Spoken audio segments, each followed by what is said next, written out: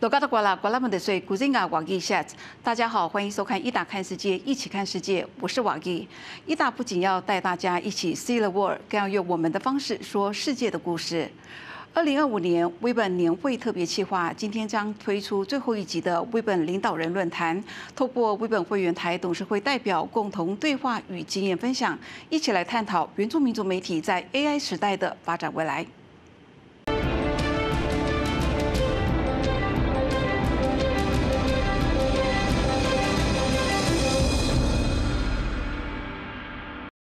Okay, let's start, if I may, with you. Who One Way? Who One Way? If I can start as chair, as I said, of the PBS, Taiwan's national public broadcaster, it is a big role. How are you using your position to build long-term institutional partnerships with Indigenous broadcasters like TITV? And what is your vision for equity within the national broadcasting framework? I'm honored to participate in this event and exchange ideas with leaders in indigenous media from around the world.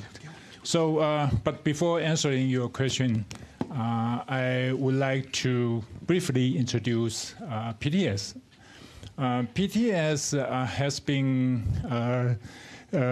providing exceptional programs for more than, I think, 27 years. So we, like public television in most of the world, we belong to the people, not the government, and it's not for profit, but for the public interest. So, in addition to general content services, we also provide ethnic services and international communication services. So that's the reason why we have Hakka TV and Taiwanese language, Dai TV, to provide the different ethnic content to our public. But for multicultural, we also provide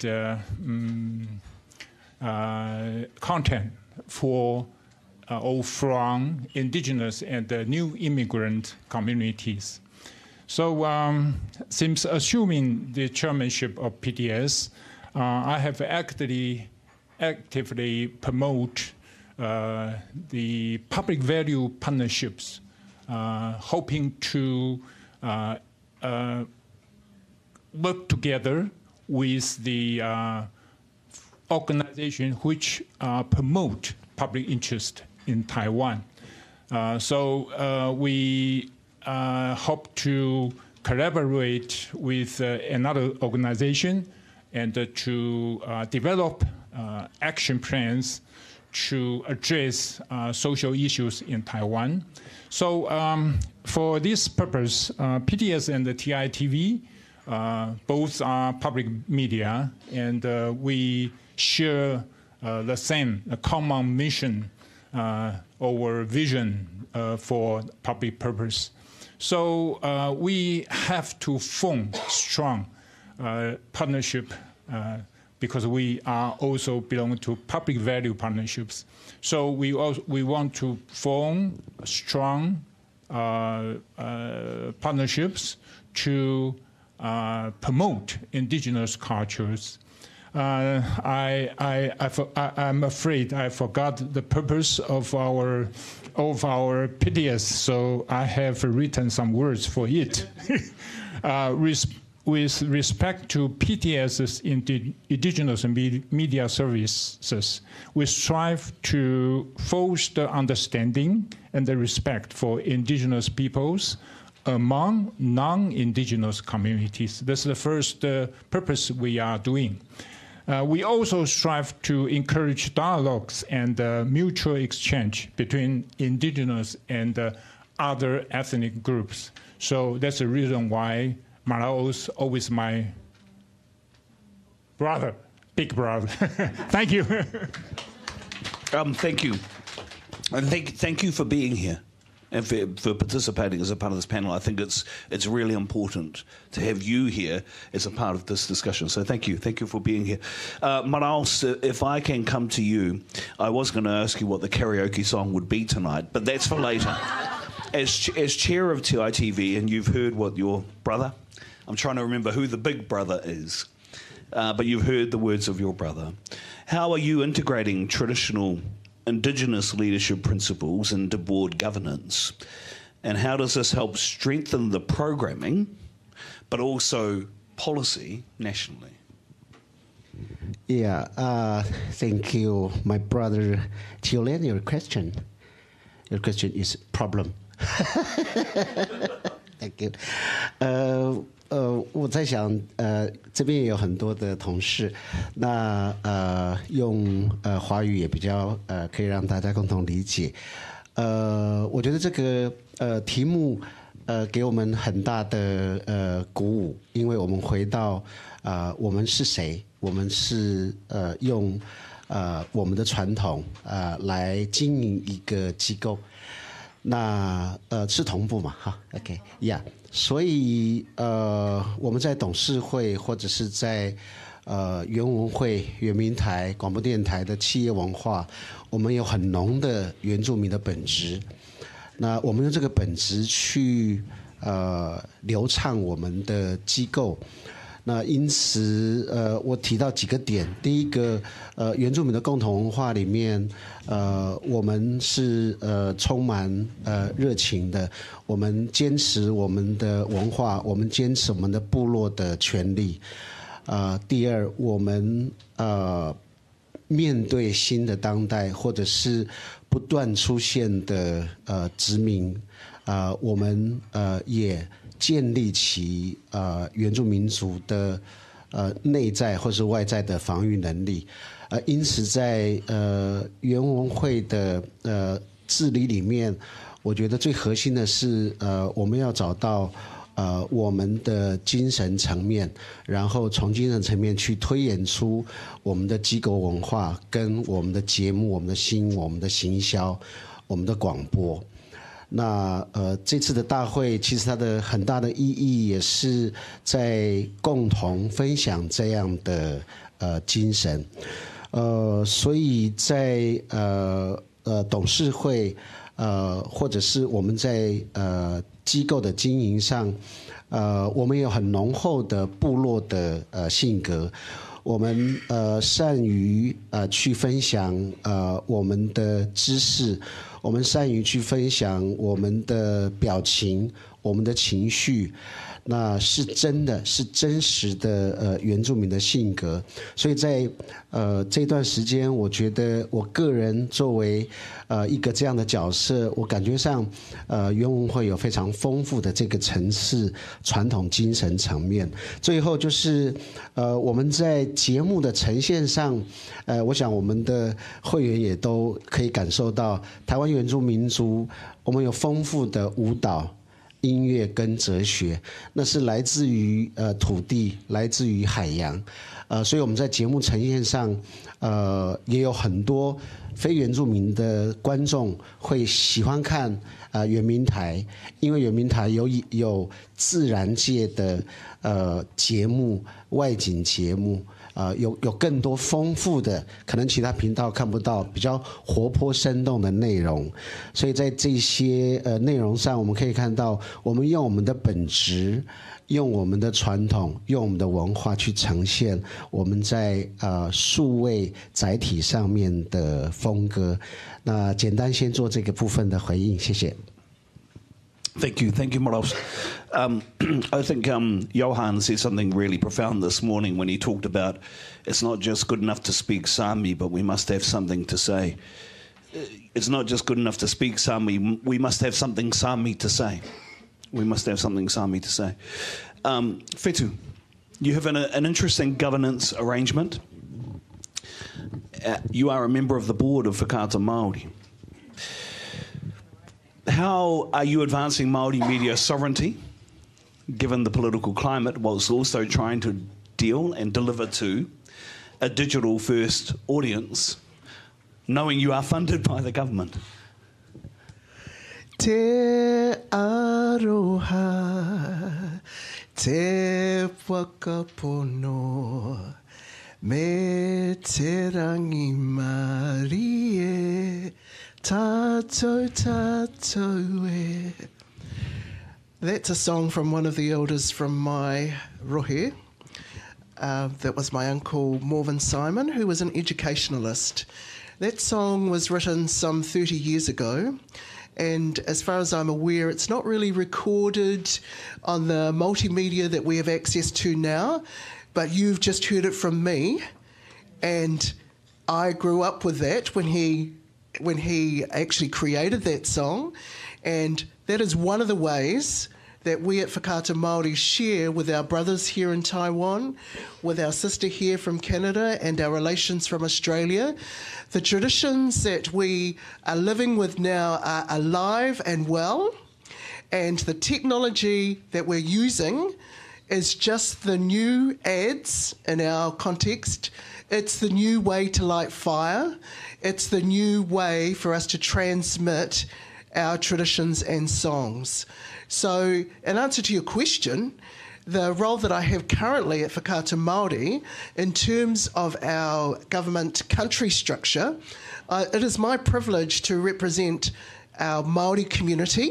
So, our Whakaata Māori is funded by our government, but we have a governance arrangement where the community, the tribal areas, choose 4 members, and our government chooses 3.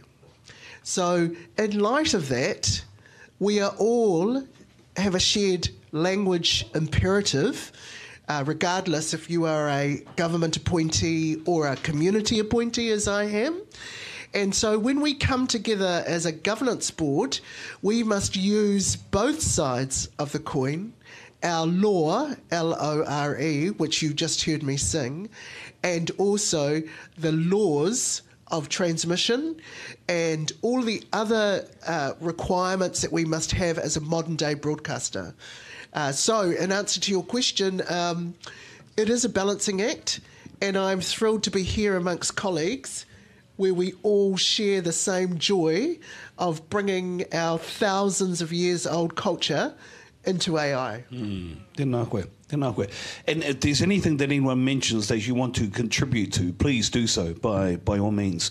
Julia, I want to come to you. APTN has matured into a global leader in Indigenous broadcasting. As the chair, what is one of the most strategic decisions your board has made or is making to ensure the network stays independent, that ensures the network stays influential given the rapidly changing media landscape and given, different to Whakaata Māori, the funding you don't get from your government? Good afternoon, everyone. Yeah, it's a loaded question, and I think I'm going to blow everybody's minds by my answer. I think the number one way that, as a board of directors, that we're supporting the organization is by, first and foremost, standing behind our CEO and supporting our CEO in everything that they're doing.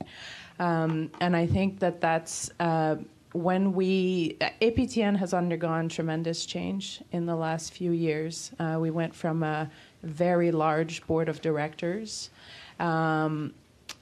21 members, to try and represent a nation of many First Nations, many different Inuit under different regional governance agreements, and the Métis people. And how do you represent all of these nations with a board? And 21 members was unsustainable, so we removed it down to a very small 12-member board.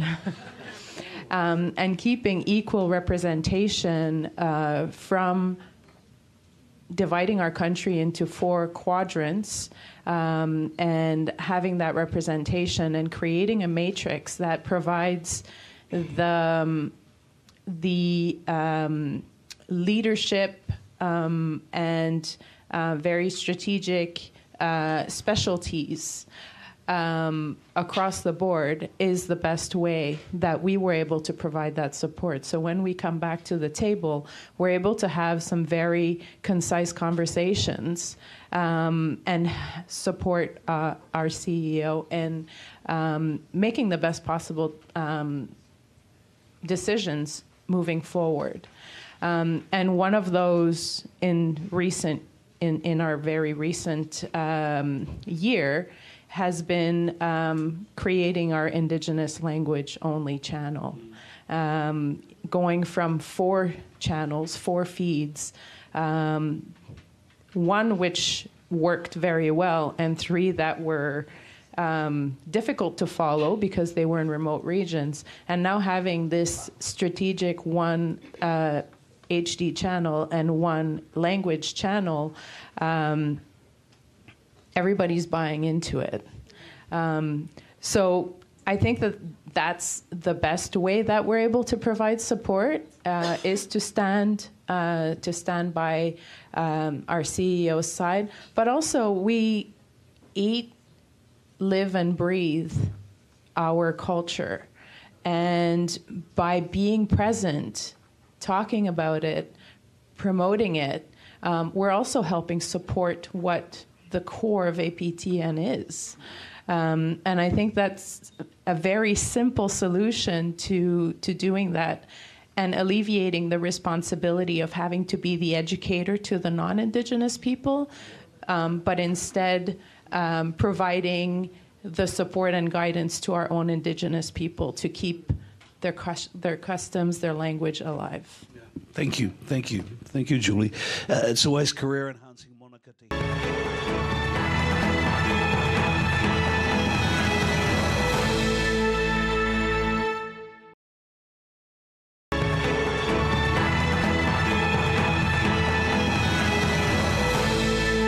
So, Aaron?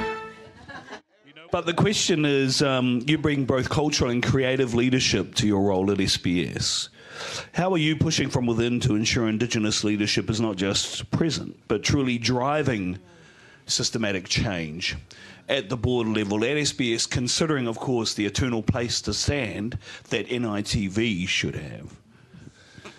Yeah, look, it's an extremely difficult task. It comes with one with weight of responsibility, but also it, I guess it also one that comes with legacy, and one that's been driven. When I look back to the William Coopers and the Bark petitions, I mean, this is over 100 years of advocacy that has been driven. So you're taking into account all that has been done, and in this position that and the privilege that I've been afforded, it's one with you want to come to the, I guess, table with diplomacy, but it's also with tenacity, and it's also strategically as well, and working closely with Tanya, who has done a phenomenal, feat.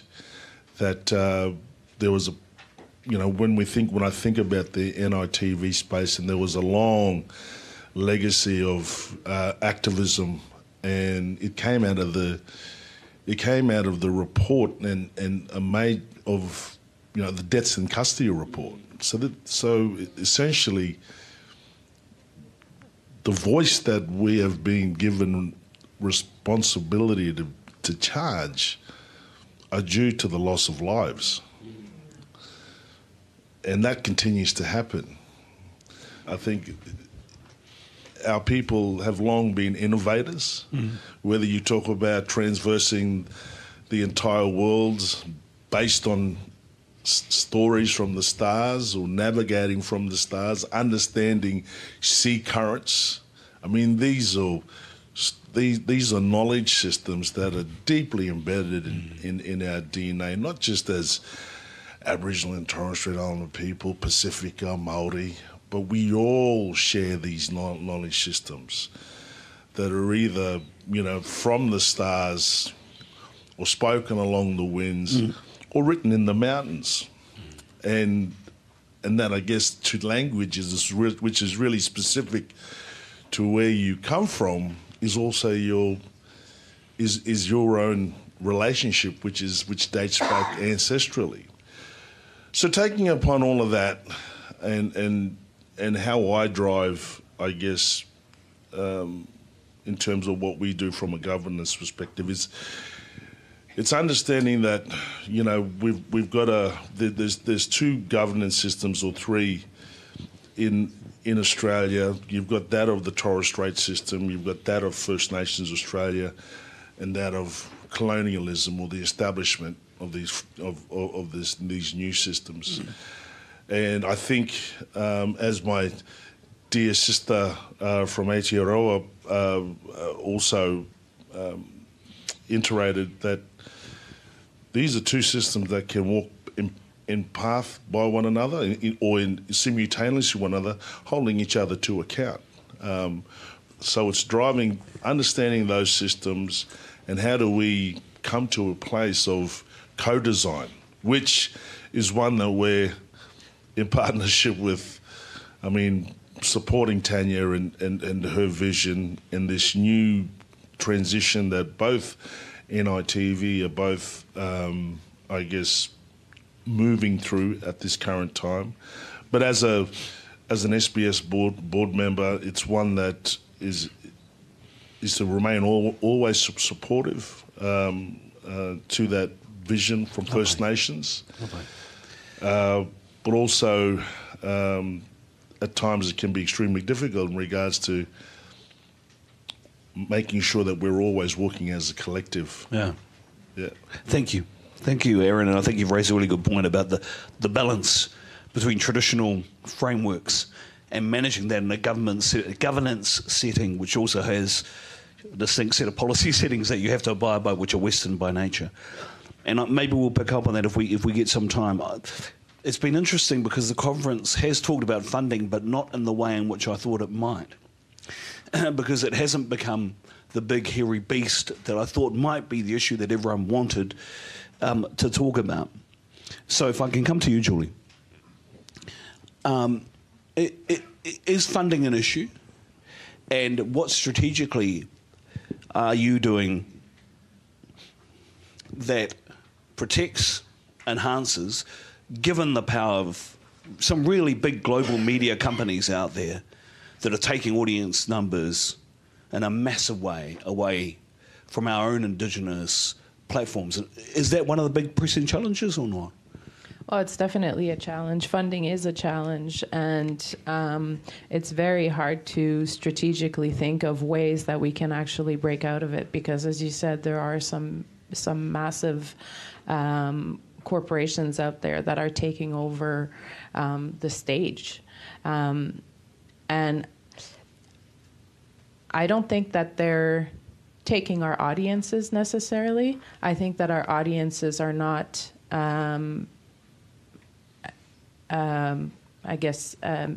monitored in the same way. And that takes away from our power to get more funding. We're in Canada anyways. Our listeners, they're in remote communities. And we're looking, the funders are looking at numbers out of urban centers. That's not our reality. That's not where we live. That's not where we're from. But the numbers from the urban centers typically would be more from non-Indigenous people interested in learning about us. And so calculate those numbers over and above how many Indigenous people live in our countries, and now you have a bit more of an accurate number for our audiences. So, and I think funding will always be an issue for us. I think we have to look at other innovative ways of developing partnerships, and I think that's one of the beauties of WIBN, is that we're developing partnerships that help us develop and co-create projects at a lower cost. Because I think that's just part of the reality that we're faced with. And until we're able to monetize our content more, will we be able to? I hope so one day. Then I don't think that we're in a position to say that we're going to access more funding. Whetu, similar sentiments here for you? Because obviously with, Whakaata Māori has gone through some change, but there's political and funding uncertainty that exists and abounds, not just in Aotearoa, Australia and other places as well. So in those times, what governance approaches can you do given that reality? First of all, it is remiss of me not to acknowledge our CEO, Shane Todima. Homai te Pakipaki. And I say that not to be facetious, because running an organisation such as ours, which has a language and culture imperative, requires someone who has that as well. And people like Shane are in very, very short supply in our country. You probably find the same as board members. It's very difficult to, one, attract them, because we're all family and we all talk to each other and we go, watch out, if you go there, there's going to be lots of trouble for you. And so to get people of that calibre to accept the role is actually very difficult. In terms of funding, I've got probably a little bit different thoughts on that. After about 30 years in broadcasting, I'm really sorry to say that I've been in the highs and the lows, from Hollywood to the outback of Taranaki, and there's never enough money. Never, ever enough money. So I think when I look at our topic, shaping the future of Indigenous broadcasting, we need to cut out that word broadcasting, and it's actually shaping the future of ourselves as people. That is the imperative. And when you switch your mind to that, you take on a longer term thought pattern for our mokopuna, after our mokopuna, than the short term, as my good dad used to say, mores of capitalism. And the short games that we are engaged in on a daily, and it's actually Shane and the team's job for that, can be mitigated at our level as governors by the pursuit of our own traditional values in the wider milieu of each and every government that we belong to. Because the advancement of Indigenous languages is ultimately the advancement of life. Thank you, Whetu. Thank you. I think one of the other things you're talking about isn't... So obviously the point that you made is a really important one. The other point I think is about maintaining relevance, right? Maintaining relevance. So, Huanwei, can I ask you the same question about relevance? I know others have already made comments, but I am keen to get your perspective on how you keep that presence, create space, continue to allow space, given the impact of such big, super organisations internationally.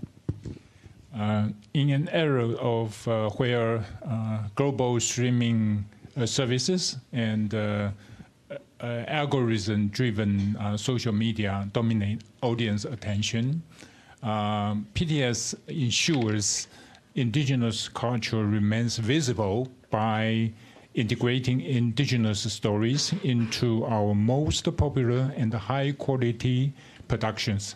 For example, the reality show is Guess Who in Mandarin, 谁来晚餐? I think most of the people here have been watched this show. Guess Who, this program, regularly features Indigenous guests and the cultural narratives. While the historical drama, I mentioned another drama for our audience, how to say that? Sikalo?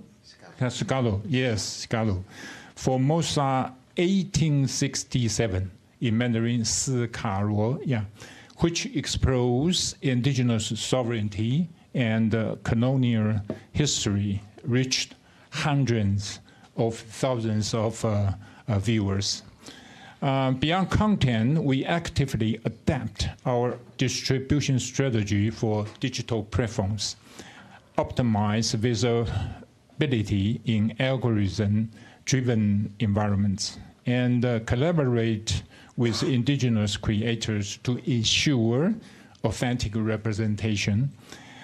I think most of the guests knows the AI is the most key factor to influence our environment.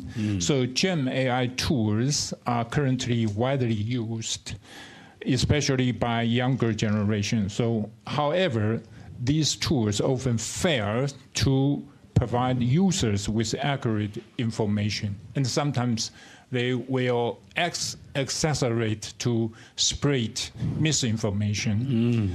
So so we also aim to provide AI chatbots that deliver credible information, allowing the public to enjoy accurate and reliable information while also enjoying the new technologies. So PTS will invite NITV to join this trusted AI chatbots initiative.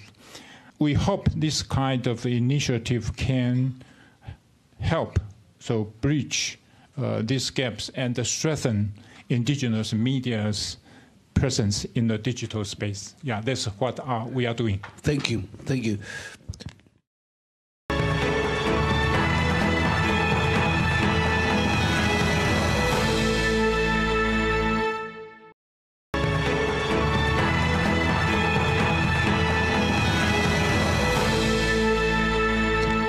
Maros, if I can come back to you.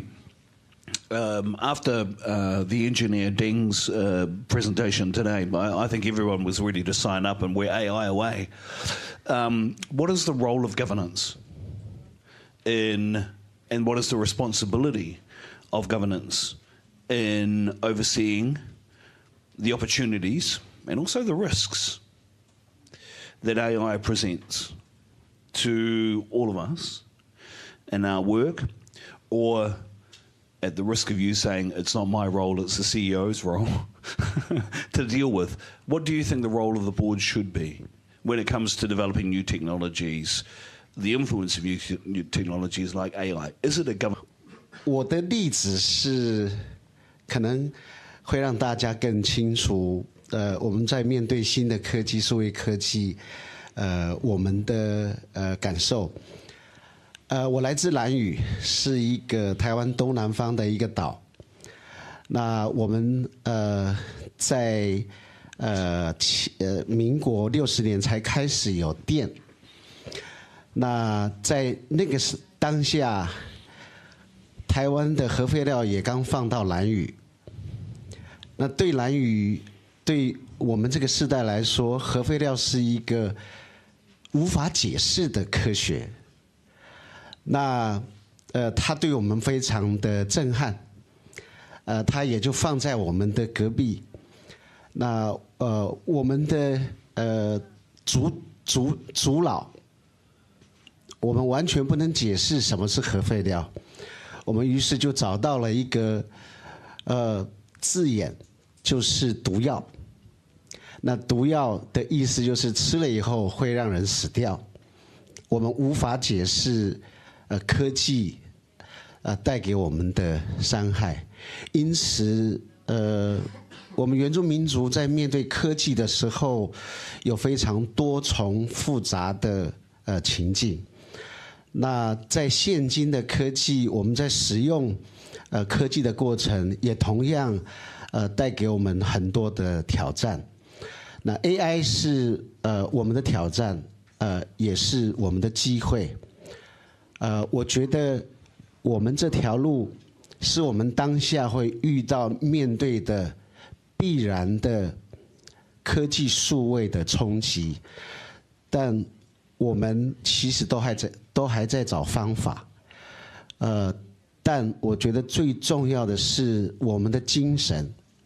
我们是为了什么要使用 AI？ 我们为了什么要传播我们的文化？所以我们当坚持我们的精神，找到我们的精神的时候，或许有时候科学过去伤害了我们，但有的时候科技、数位也或许是我们在整个人类的历史过程里面一个很重要的一个工具。所以 AI 是挑战，那 AI 是新的挑战，我们都在找我们的方向跟目标。Thank you. Thank you. Thank you, Fa'aoso. Can I get some other views from members on this as well? I'm keen to hear other perspectives or anything you might want to add to that. Is this a governance role, and if so, how?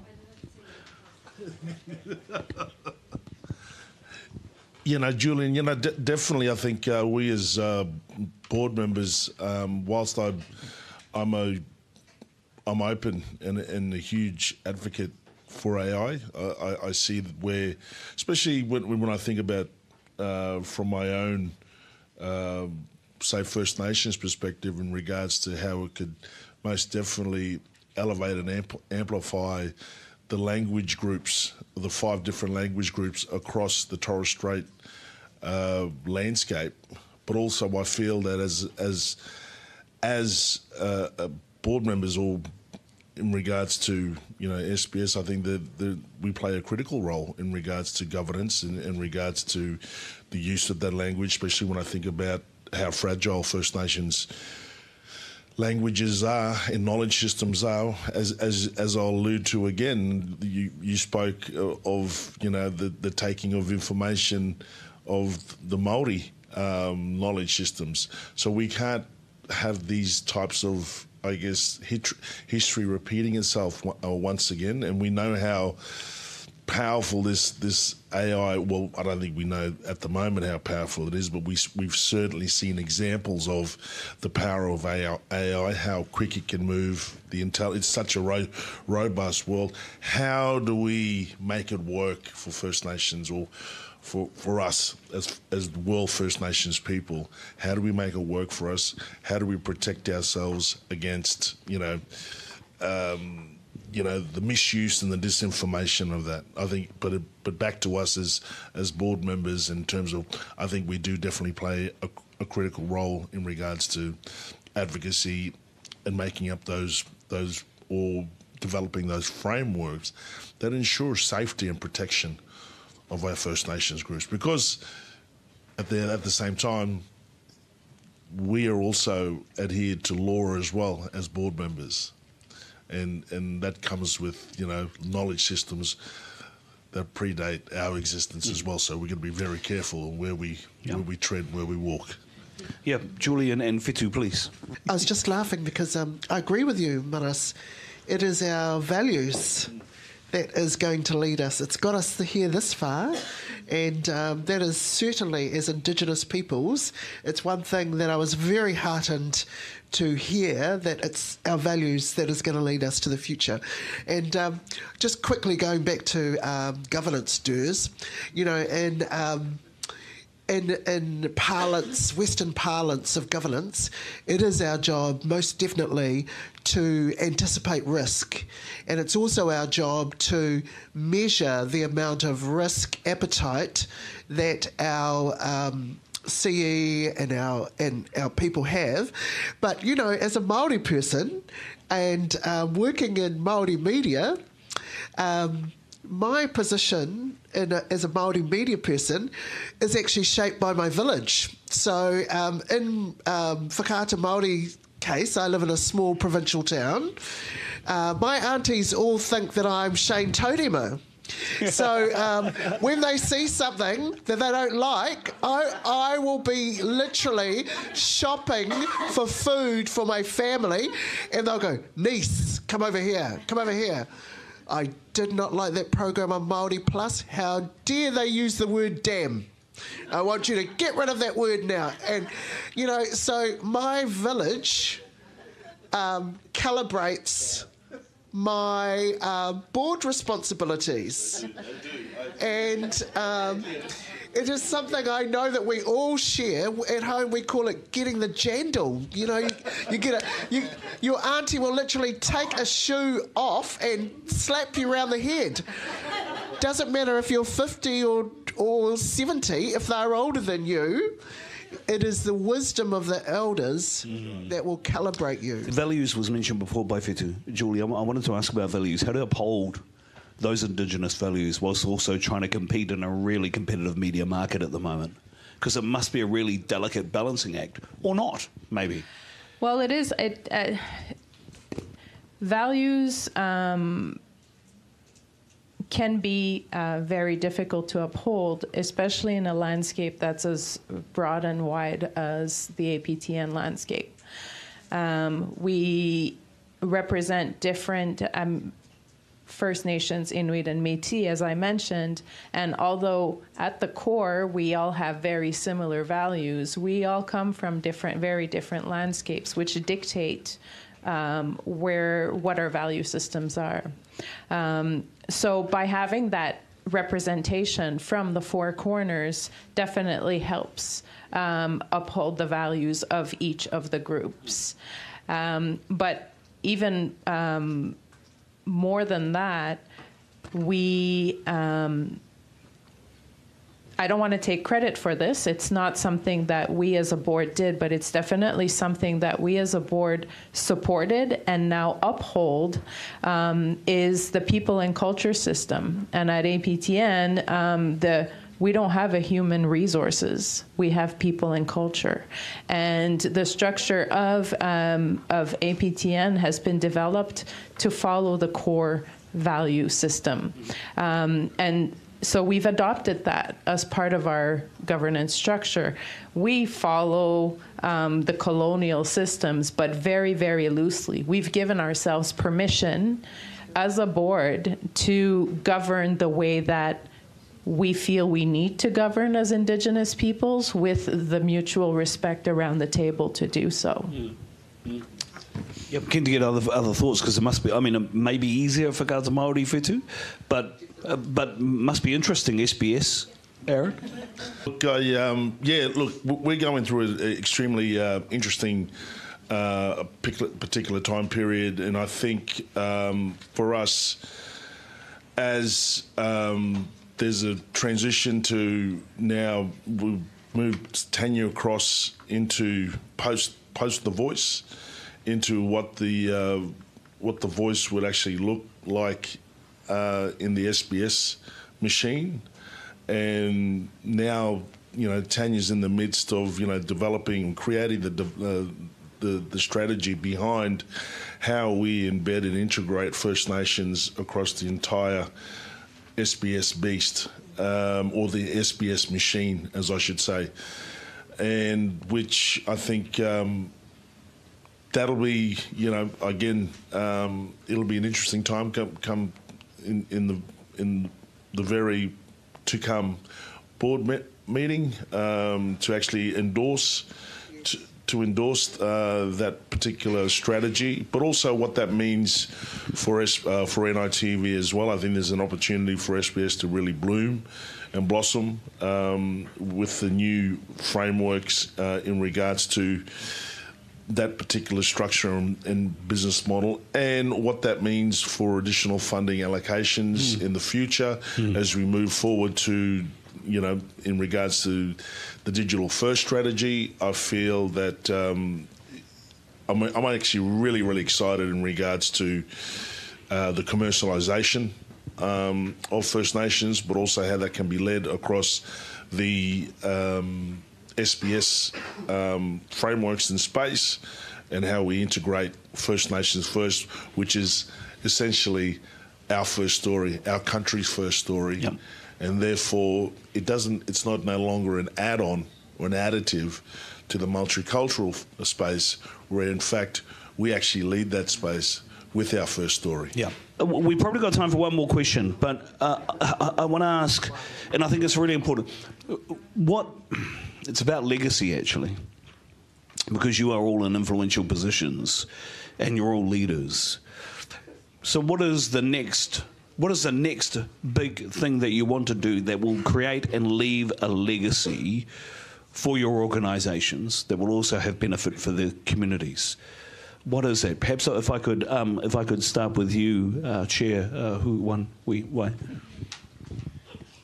From a multicultural perspective, I hope that the legacy of our board will be one of the inclusiveness. Yeah, I really think through mutual understanding and collaboration will foster, the understanding between different ethnic groups and can elevate human civilization. So that's a reason why I think inclusiveness is the key issue for us. As media professionals, we are first and foremost human beings living in the real world. So to serve the public well, we must act with integrity and uphold human dignity. This is the principle I strive to follow and the standard I expect our board to embody. That's my answer. Thank you. Thank you.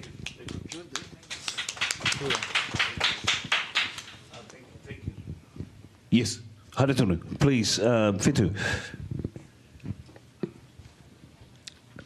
I think that that we as Indigenous peoples hold the key to longevity with our ways of communicating with our Mother Earth and our Sky Father, which includes the transmission of the work that we do. And I think the legacy that was passed down to every single person in this room is the thing that Whakaata Māori strives every day to embody, and I believe that is the most important thing, is our people. The legacy that I hope to leave is one that was already given to me, and that was our focus on our future, on our rangatahi. And it is the youth of today that will be our leaders of tomorrow. And we hope and pray that what Whakaata Māori is able to inspire and give to them is the legacy that as strategic leaders we are able to give to them as was gifted to us by our ancestors. Yeah.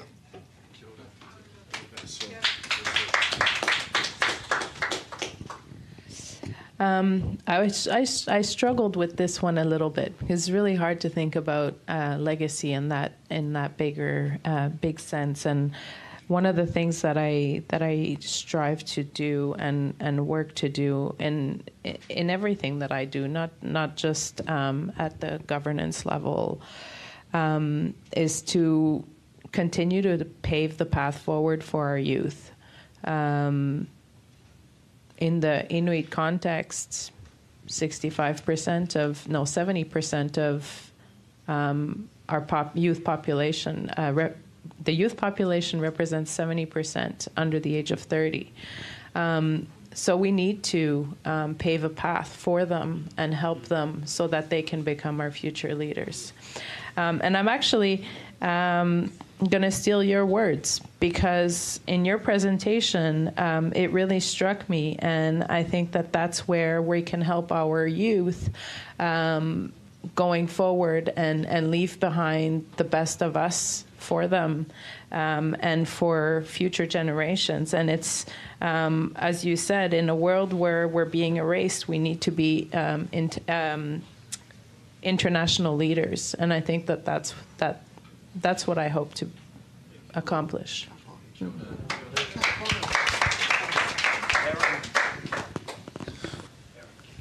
Well, mine's not too different. As a grandfather now, I think definitely my focus is on my grandson and my future grandchildren that will come forth at some time. but I guess for me, it's how I continue to, turn up with extreme accountability, with integrity, with honesty, with compassion, with love, understanding. But how I continue that legacy of how my forebearers have left this world in a much better place than they found it, and how I continue to do that for my future generations through driving storytelling, through advocacy, elevating and amplifying and revitalising language, cultural practices, law. But Granddad's got to lead it. Granddad's got to walk it. He's got to walk the talk. Kia ora, brother. Thank you. If we can end on you, Miles, you're already a legend and therefore have a legacy. But your legacy, what would you like to leave?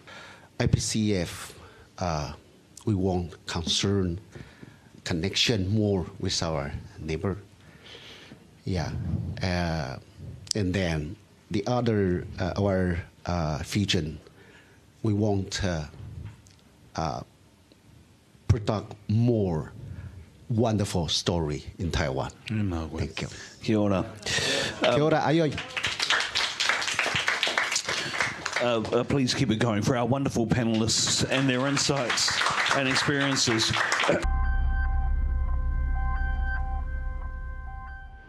以上就是今天的伊达看世界，我是网易，感谢您的收看，我们下周再会。